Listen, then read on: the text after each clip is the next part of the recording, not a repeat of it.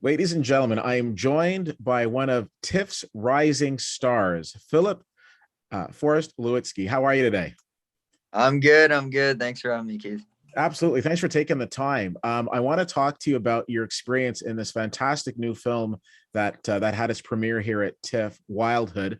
I had the opportunity of seeing it a few days ago. I thought it was fantastic. We'll get to that in a moment. But first of all, how is your experience going so far at this year's Toronto International Film Festival?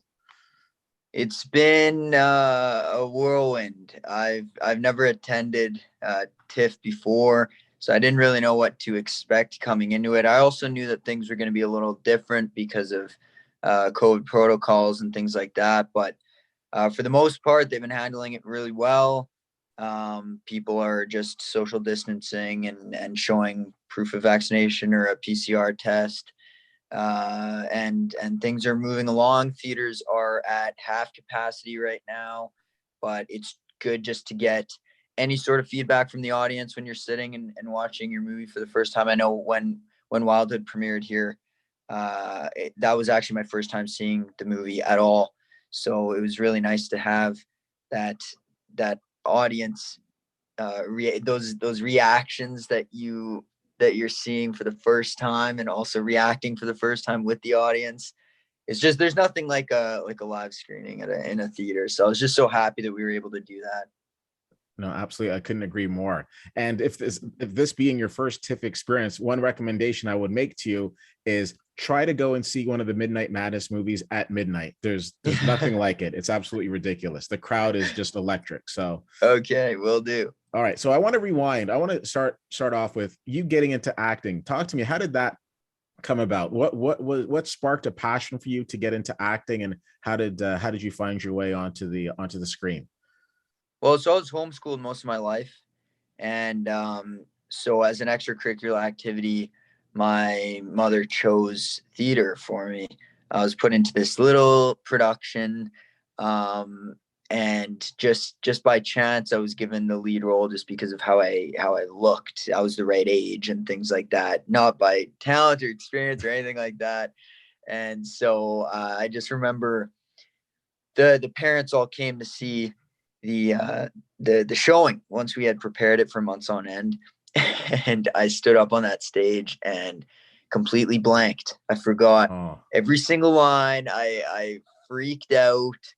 It was very embarrassing. I had to actually hold the script in my hand throughout the entire play.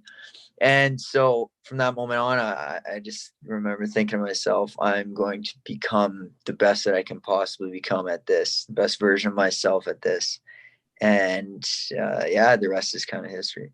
excellent, excellent. Now, talk to me about how you came to be a part of Wildhood, because one of the things that I find really fascinating about this was actually part of a pitch this competition that TIFF had several years ago. So for people who aren't familiar, you have screenwriters who come up and they pitch their idea, and then their idea won this competition, and then they got funding, and then they were able to go and see it come to fruition. So were you part of it back then, or did you become part of it, part of the project a little later on? So I know this is actually over a decade in the making for our incredible director, Brett. And so I got involved in the project after they shot their short because there was a Okay. short that was shot, and then I ended up watching that, and I heard about the project through my agents, um and then I just it was actually on a trip back from visiting some family, and it was me and my mother. We were alone in the car, and we had about a 15-hour drive, and it was actually the first time ever that I had read a screenplay with my mom, Okay. and it was the first and last time. It was the only time up to date that we've ever done that, which is really weird. Anyway, I was driving, she was reading it, and by the end of it, we were both in tears. And I knew that in that moment, I knew that this is a story that I have to tell, and I did everything in my power that I could possibly do to make that happen. And thankfully, it all worked out. That's amazing. So I again, I really enjoyed the movie. When you're describing this movie to people, how do you go about describing it? Because I see it as a young man's journey, a young man's quest to kind of, I guess, kind of, self-identification, or identifying who he is. And how do you describe it to people? I mean, it's a hard one to describe because there's so many different layers to it. Because it's not only just a coming of age story; it's also, like you were saying, a discovery of yourself and within, um, and then these relationships with family and those dynamics, and it's just life, really. It's a real, true, raw, vulnerable story of kids and teenagers who are in that sort of weird, confusing time in their life of trying to figure out who they are, where they fit in the world, and just the trials and tribulations that come along with that. And so it's a lot that people can relate to. I feel like if Mhm. you've already experienced it, you can relate to it in the sense that you've been there before. And if you're in the process of experiencing it, then sometimes it can really help to see that other people are going through those struggles as well. It's not just you, you're not alone, that sort of thing. Yeah. Well, I be perfectly honest with you. I think it's one of the wonderful secret gems of the 21 Festival. It's one of those films where, again, I'm going to throw kudos to your wonderful publicist for bringing it to our attention. I think this is one of those films that people really need to see. I love the indigenous story undertones. I love the fact that it's obviously a Canadian film, and I think that we need to see more Canadian films. Now, one of the biggest challenges that I see with Canadian films is distribution. Can you speak to what if any distribution plans have been established for this film, and what you would like to see for this film with an upcoming release? I cannot speak on plans Okay. quite yet. People will know, Okay. but yeah, at the end of the day, all that I want, and again, this goes back to the whole uh, TIFF Rising Stars honor that I was given. But to me, it's like if that thing can bring more attention to this film, that's all that really matters to me, because I feel like this is such an important story that needs to be shown to as many people as possible, especially a young audience that is going through those difficult moments in life. And so, yeah, all that I can really ask for is just that this film is properly treated in a way that it can get out to as many people as possible. Excellent. Now we're going to touch on the TIFF Rising Star. Now, a lot of talk has been made. Of course, we have the TIFF Tribute Awards, and historically, what's happened with somebody who wins a tribute award is there's a very good chance of them being nominated or even winning an Oscar. But when we look at the Rising Star Awards, again, TIFF just has this phenomenal crystal ball, because if you look at previous winners of the Rising Star Award, again, they have these phenomenally bright futures and they go on to do these wonderful projects. So again, tell me about how you felt when you realized that you were tapped on the shoulder for this prestigious honor, that TIFF sees in you that you are somebody that people need to be paying attention to. It was an incredible honor, and I wasn't expecting it, to be honest with you. I was just so focused um, on Wildhood and making sure that project is taken care of, and that I'm doing everything I can to push it forward. And I'm also shooting another TV show right now in the UK, and so it was like there were a lot of mixed emotions going on, because I was like, I hope that I can be there. What can I do? There was stress, there was worry, there was happiness, excitement. It was just like this tornado of emotions flowing through me. But more than anything, just gratitude and feeling very blessed. No, absolutely. And again, congratulations. I think that's fantastic. Now, in terms of the rest of the festival, what does the rest of the festival look like for you? Is it more promotion of the film? Do you have an opportunity to perhaps like see some of your other Rising Star winners and be able to see some of your peers? What is the rest of the festival looking like for you? Yeah, so I've it's sort of been nonstop, but all amazing things. I was able to meet two of the other rising stars. We went to Jessica Chastain's premiere, Tammy Faye, and it was just really cool to be in a theater again. You know, with people who just love cinema and are really excited about that. And we've gone for some meetings and dinners and things like that, and I've met some incredible people while I've been here, and so that's just it's all really cool for sure. Yeah. Is there anybody that you've come across at this year's festival that you've kind of like, and I say this term affectionately because I'm one myself, that you've kind of geeked out over, that you've been like, oh, I can't believe so and so is right there. I had a chance to meet so and so. Have you had that sort of TIFF experience?